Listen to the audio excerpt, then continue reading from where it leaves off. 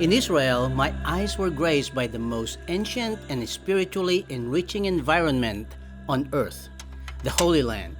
But the experience did not begin within the walls of Jerusalem or at the shores of Galilee.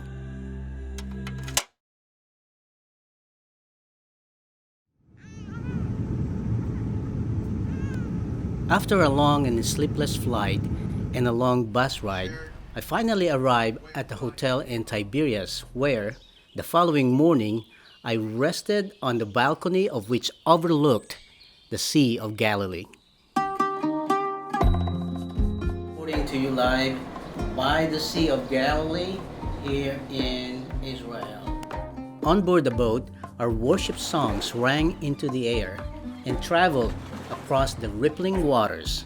It is here, among these waves, where Jesus taught, where he had tread across its surface, where he calmed the storm, where Jesus fed the masses.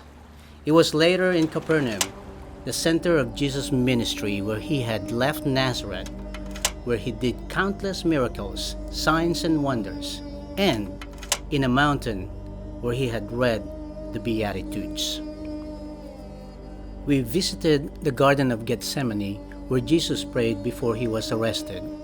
We then spent our day touring the garden tomb, the place where Jesus was buried. We traveled through the old city, layered with narrow cobblestone streets of which had been worn by centuries of travel. Friday the 11th, thousands of Jewish individuals layered in dense black clothing worshiped before the great western wall of the temple. Later that evening, a gracious Christian family had welcomed us into their home for a traditional Sabbath dinner. The native kosher food was unlike anything I have ever tasted.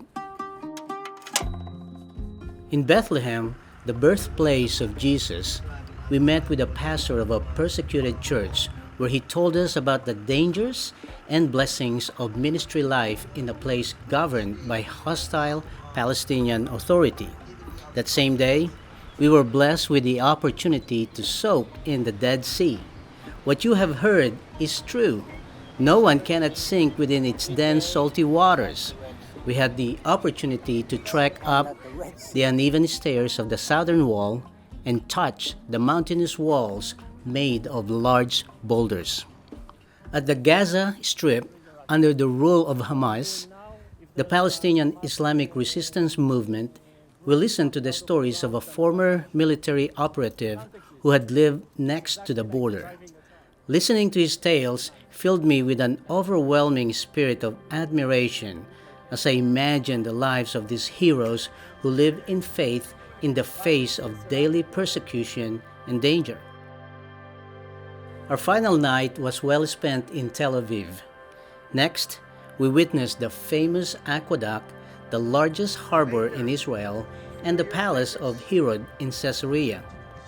The Israel Collective granted me the opportunity to see the convergence of culture, faith, and ancient traditions, thousands of years old. I am beyond grateful for the experiences and the impact it had on me, and how much I owe to God for this wondrous trip. I will have much more to share with you. My name is Merlin Gonzales, and I will see you very soon.